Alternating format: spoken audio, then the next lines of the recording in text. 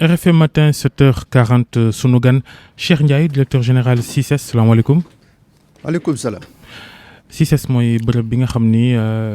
ci tekkinu français centre international du commerce extérieur du Sénégal li ko gën a tax a siiw nag mooy foire internationale de Dakar bi ñu fay faral di amal at mu jot.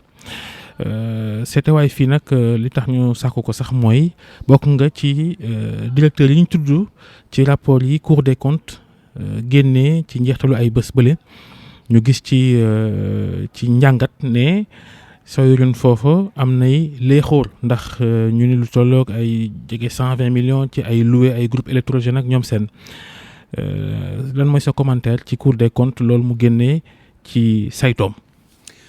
waaw jërëjëf Babacar bi ma joxe occasion bi ma wax ci actualité boobu nga xam ne dafa tudd CICES li may njëkk a def moo di gërëm bu baax et puis di féliciter la Cour des comptes ñëw nañ fa def nañ fa temps bi nga xam ne war nañ ko fa def muy 1 an et quelques 2 ans loolu travail bu sérieux la mën a jur liggéey ci liggéey bu transparent bu efficace ba génne rapport bii nga xam ne nii Sénégalais yëpp gis nañ ko léegi. alors soo ma mayee rek ma jubbanti tuuti ni nga ko tërale maanaam lixóor dafa rëy ci olof lixóor mooy maanaam njombe te soo ko xoolee nun rapport bi gan ak Sénégal la waaye du gan ak CICES nun rapport bi depuis 2015 yor nañ ko te yàqu ci suñu liggéey dara tiitaluñu defuñu dara ndax soo ko xoolee depuis le départ ci début bi ba ci fin bi ay recommandations rek 100% la Cour des comptes jox CICES. alors léegi nag jërëjëfati ndax dama dégg gis ci presse bi loo xam ne ni war naa ko jubbanti ndax dëppoowul ak rapport bi dëppoowul ak li am par exemple affaire groupe boobu dañ ne ci presse bi 120 millions 119 millions à peu près loué nañ ko groupe xam nga loolu soo ko déggee day mel ni ci benn marché rek en 2 semaines parce que 2 semaines la ñu wax ci presse bi mais rapport bi moom waxul 2 semaines rapport bi 12 semaines la wax 12 semaines soo ko xoolee juróom-benn foire la parce que foire bu nekk 2 semaines la kon loolu am na différence 2 semaines ak 12 semaines c'est différent te rapport bi 12 semaines la wax. loué groupe électrogène ci nopp sénégalais moom. waaw même bu dee 12 semaines la. def ca 120 millions itam daal. waaw Babacar même tuuti ma yëggale 12 semaines yi donc mooy 6 foire maanaam 2011 ba fa béy di nekkee ak li ma def. te 2011 am na ñaari foire ak 4 foires yi may def muy 6 foires donc xaalis boobu ci 6 foires lañ ko loué bi itam Babacar wax nga dëgg ku xamul CICES ni muy doxee mën ngaa jàpp ne jënd moo gën a baax loué mais nañ xam ne loué bi dama ko fekk foofu man initié mu loué bi dama fekk ñu loué groupe ndax CICES dama ko fekk ci avec un passif très lourd ay bor yu bari ñu coupé courant bi du coupé ndox mi du ñu fay salaire yi loolu ku fa nekk mënoo leen groupe boo xam ne nii mën naa dékku foire bi te suñu besoin le réseau est tellement vétuste réseau électrique bi ba nga xam ne nii suñu besoin en foire dem ni 1000 kVA te xam nga ne xel xalaatut def foire bu tol noonu ba pare doo am ay groupe de secours loolu moo tax ñi ma fa jiitu woon daan luye groupe yi man d'accord naa ci loolu bi ma ñëwee aussi ak ce passif la lourd Babacar donc dama ma continuer di luye groupe te loolu groupe yooyu ñu doon luye xalaatuñu sax yegg ci besoin FIDAK mooy 1000 kVA 1000 kVA fi ne soo ko jënd dina dem 120 millions ci koo xam ne nii da ngay def FIDAK bi te kenn du la dimbali nun noo koy def sur fonds propres ak suñuy partenaires kon amuñoon ay moyens pour jënd groupe. mais li ngeen di am ci foire bi jaru woon jënd benn groupe boo xamante ne mooy gën luye bi di ci fay ay 120 millions daanaka jënd moo doon gën de. waaw xam nga ku ci xamoo dara day defee ne su foire bi jeexee dañu yor ay millions su foire bi jeexee duñu yor dara. ndax foire bi état bi duñ jëmli pour organiser foire bi budget si c'est 2 milliards la l'état nous donne 120 millions par année 120 millions par année donc CICES mooy fay salaire am mooy fay ndoxam mooy fay courant am mooy fay léppam bi ma dikkee CICES fekk naa fa boru ndox bu 50 millions maa jëkk a génnee foire 2012 25 millions bind chèque jox SDE ku dem SDE ñu wax la lii kon man maa libéré CICES ci problème mu ndox problème mu électricité problème mu salaire donc suñ ko mënoon def ko mais tension de trésorerie bi ma fekk CICES mënuñu woon jënd ginaar sax mënuñu ko jënd ku mënut a fay salaire mënoo fay ndox ba ñuy arraché sa. waaw génne ngeen 120 millions loué ay groupe. waaw loolu xam nga tax ñu koy man Babacar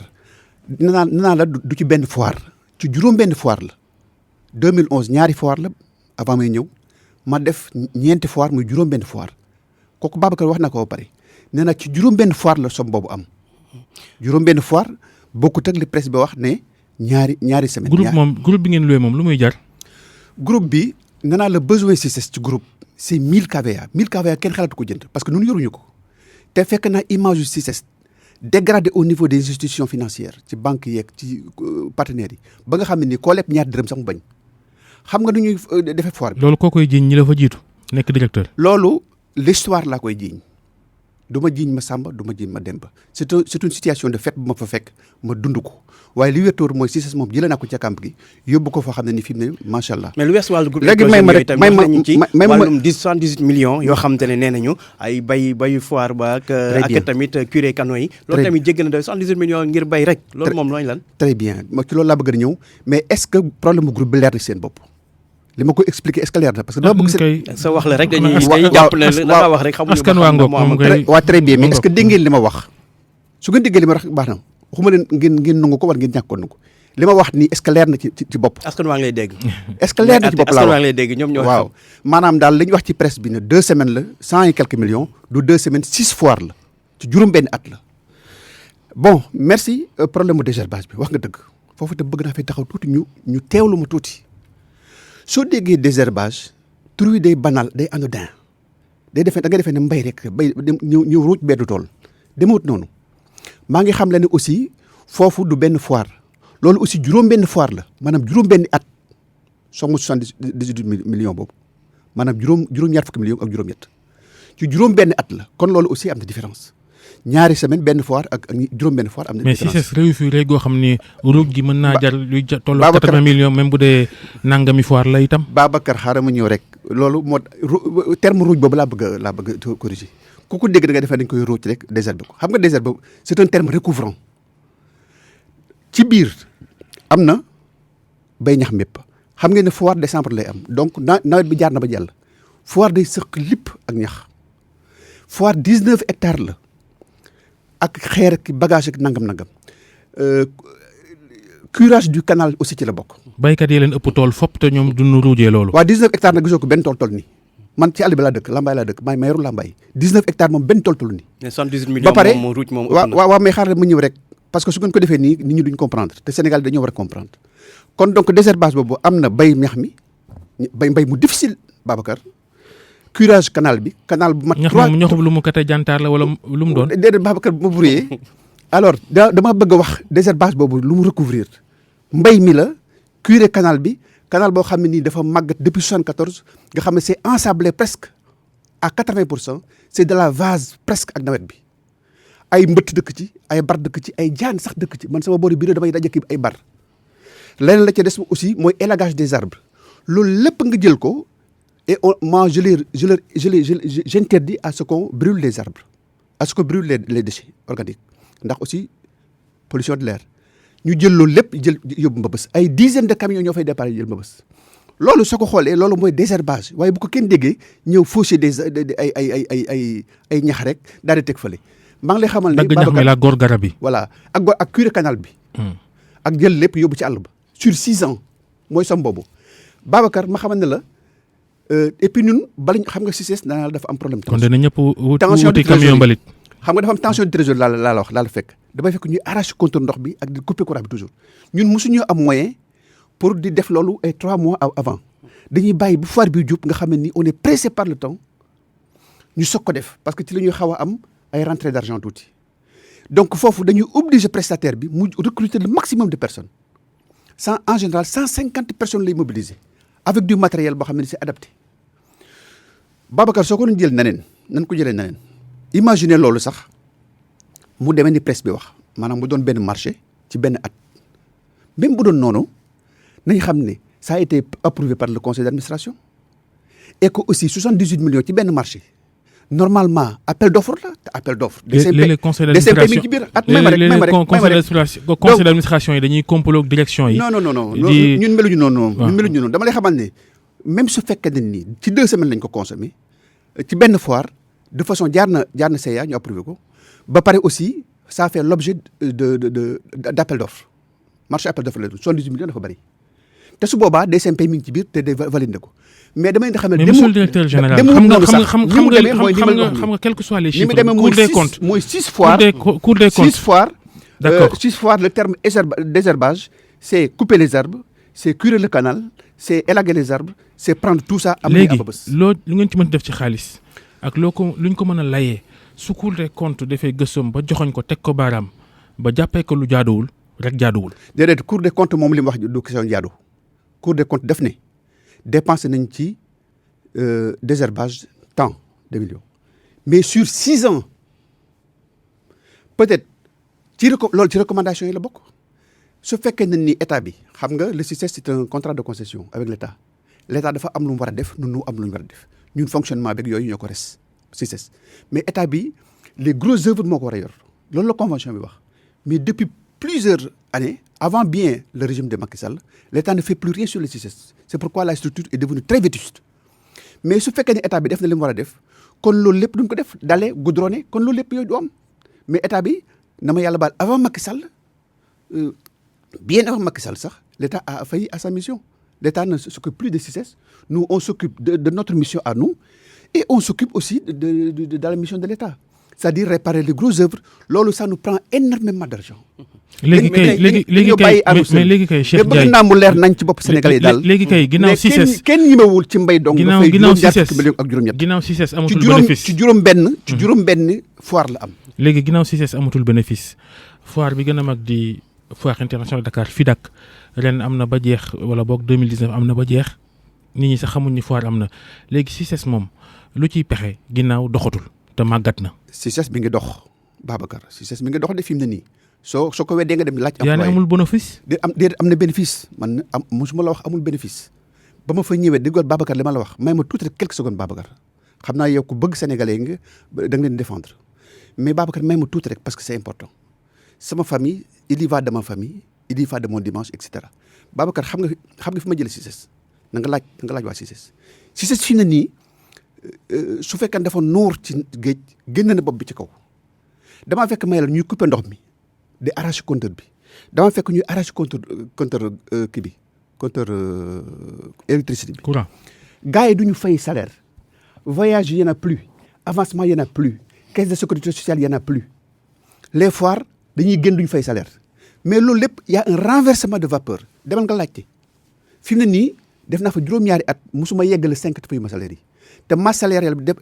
maa ngi ko fekk ci 12 millions dem na 38 millions fi mu ne nii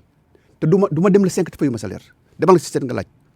ndox kenn coupé nu ko loolu dama la yebal SDE nga wax électricité noonu jënd naa groupe 50 millions pour respecter recommandation Cour des comptes pavillon vert yi Babacar yoo xam nga ko def boo defoon bu njëkk ba ñu luy ay waaw parce que dama ko fekk tension de trésorerie bi ma ko liggéeyee mu nokkiwaat ci la ko jënd léegi yow Babacar pavillon vert xam nga ba mu tàkkee yow xam nga ko 2015. commerçant yi ngay laaj seen ndàmpaay ba léegi sax. voilà état bi moo ko waroon defaraat état bi defaru ko dans le cadre de la concession man maa ko defar ci 150 millions ba la foire de 2016 soo jëkkee da nga naa du pavillon bi moo tàkkan di fay caisse de sécurité sociale je suis à jour sur tout donc les feux sont verts aussi c'est actuellement réparer waat la grande salle puait quand je venais j'ai fait enlever la moquette def ci du Gerflex reprendre les fauteuils reprendre la toiture et cetera la passerelle ma def ko en béton dur li ma def CICES mënu ma ko wax parce que yàlla def ne yàgg naa fa te bàyyi ma samay loxo les tickets d'entrée là je suis le premier à dire que les tickets d'entrée bu ko kenn laal dañ koy def compte bloqué ku weddi nga laaj suñu banque muy Orabank dañ ciy ren am nañ ci plus de 200 et quelques millions su may fay salaire yi ndimbalal yàlla la ak yonente bi Serigne Touba waaye aussi def naa ci effort man ci sa wàllu bopp man Cheikh moo tax sax toujours ñu naa ministre yi Macky Sall yi ak DG bi il respire le luxe duñu kii mais man maa ngi lay xamal man amu voiture de fonction Babacar loolu su ma koy di nga ko gëm wota aw ma ko am naa ko sax mais li tax may la aw ma ko moo di oto bi may dawal falaa ko fekk yor naa ko 7 ans changé ma ko pour CICES am jàmm rek at muñ ko dugalee ci dépense yi ma génn ko. léegi par rapport rapport xam nga ma ñëw rek oto bi ma yor man Cheikh benn DG boo ko jox du ko dawal. day fumer. di panne presque tous les 15 jours ba dama ko mujj wax dëgg yàlla di rusut naa ko yor nag ma bàyyee ko jënd benn mandarine à 10 millions mandarine moom laa indi fii donc nun on vit dans la sobriété conformément à la vision du président monsieur. Justement par rapport au président Macky Sall par rapport Cour des comptes yi li mu ci wax mooy jarul coow lu bëri léegi yi ñu ko jox yegg fa et que dina taxawal benn commission de suivi rapport yi Cour des comptes def liggéeyam def recommandation li ñu doon xaar mooy jëfee ñi jaarul yoon ñu teg leen coon mais pas ay commission yu ni mel. donc xam nga ne aussi xam nga président Macky Sall moom nit ñi dañoo sawar ci mbojjam te loolu du maandu. président Macky Sall musul jox. waaye moom it kenn du moom it. waaw mais dafa leen ndànk rek président Macky Sall musul wax rapport yi nii la mel wala def leen nii xam na ne rapport surtout Cour des comptes souvent day ñëw pour corriger une façon de gérer mais président Macky Sall waxul benn yoon ne dans les rapports là amul benn yoon jalgati musul waxul loolu bu déggoo ko mu wax ko. den rek nañ def commission xool li nga xam ne moo ci am te il faut mu wax loolu parce que aussi bañ nañ ko ba présomption d'innocence lu tax mu am ci droit. ngir bëgg Macky Sall di xuus di dal ci kaw nit ñi ci loo xam ne. mais Cour des comptes ay attekat lañu ay atte lañu ñu xam nañ seen liggéey bu baax xam nañ li yoon wax kon bu ñu defee recommandation ne lii la loolu la dañ ko war a jëfee amul sax lu ñu ci lam-lamee. waaw mais problème bi jëfee moo ci war a topp waaw d'accord mais Cour des comptes est-ce que nit ñi xam nañ li mu wax aussi parce que presse baa ngi nii di bind ne Cissé lim dépensé lépp ci 2 semaines la ko dépensé maanaam benn foire te Cour des comptes moom bindul loolu Cour des comptes dana ci 6 fois moom kay Cour des comptes nee na sax sa agent de recouvrement yi am na 4 millions nangam bi ñu séddoo ci loo xam ni seen liggéey la seen contrat loolu la recouvrer ñu recouvrer ba noppi ñu tompal leen ci 4 millions xam nga yooyu jëfin itam may ma rek c'est important li may wax nii maanaam presse bi xam nga Sénégal lu ko yàq li ñuy gëm ak li ñuy doxal mooy li ñuy lire ci presse bi du li nekk ci rapport yi loo fi gis nit ñi di ko awte mooy li ñuy lire ci presse bi rek te wax dëgg yàlla presse bi tam. mais presse bi tamit si rapport bi lañu sukkandiku dañuy xool gëstu kii xool li ci nekk ñu bind ko te bu ñu tëb rek bind ko xam nga inventé wuñ ko. je suis désolé inventé wuñ ko je suis désolé inventé wuñ ko de. waaw je suis désolé mais presse bi ko jëlee ba wax ko. mais presse bi moom su fekkee dafay exploiter rapport bi rendre fidèlement ko du wax 2 semaines du wax naa la loolu ñoom 2 semaines lañu wax te du 2 semaines 6 foires la depuis 2011 parce que étude bi Cour des comptes def c'est de 2011 à 2015 2011 ak 2015 kay 5 foires la plus deuxième foire bi am 2011 kon kay wax dëgg yàlla presse bi tam rendre compte fidèlement may naa la nga dem ci rapport bi man naa la rapport bi maa ngi nun noo ngi moom depuis 2015 c'est très bien comme rapport très bien fait vraiment maa ngi féliciter magistrats yi ko def qui ont travaillé avec compétence et beaucoup de cœur mais rapport bi aussi beaucoup teg li presse bi wax kon kay presse bi nañ seetaat seen bopp ñoom itam man loolu rek la bëgg a wax. presse moom def la dara rapport yi ngay waxal ak ñi liggéey bi. léegi non par rapport ak suivi rapport yi même. suivi rapport yi ñu bëri dañuy wax ne. rapport yi dañuy def ay rapport mais du mujj fenn. je vais être clair je vais être clair le rapport est impeccable mais la presse n'a pas rapporté fidèlement li nekk ci rapport bi. waaw nga gis-gis la mën na ko par rapport ak rapport yi manque de suivi rapport du mujj fenn ba léegi nit ñi sax ñëpp a découragé ci rapport est-ce que war woon am ay daan ku jalgati ñu tegaat la ci yoon teg lay daan mais du mujj fenn. mais fii ku fi def loo xam ne nii leer na naññi amul dafa mel ni xar-xarab doj teg nañ lay daan nit ñi nag liñ bëgg mënut a nekk parce que rapport bu génnee xam nga kii Cour des comptes nu mu liggéey ak noonu naa la 2 ans lañ fa def 2 ans du caaxaan du 2 jours dañoo liggéey de façon sérieuse détaillée def pré-rapport jox na ko. jox nu 35 observations. ngeen tontu def seen observation. très bien 35 observations. nu répondre 35 observations yëpp delloo leen. yooyu mi ngi ci kii bi mais loolu gars yi expliqué nañu ko ba pare ñu toogaat dem publier léegi nag le président Macky Sall. waaw waxtu bi dab Cheikh Ndiaye. waxtu bi moom gàtt na mi ngi noonu jotuñoo sax wax ci sa dëkk bi nga xam ne yaa fay maire di Lambaye ngay wéy di ñaaw ba léegi xam naa beneen yoon incha allah jërëjëf. Lambaye gi rafet. Lambaye gi rafet aywa ak Cheikh Ndiaye. Cheikh Ndiaye directeur général CICES jaajëf.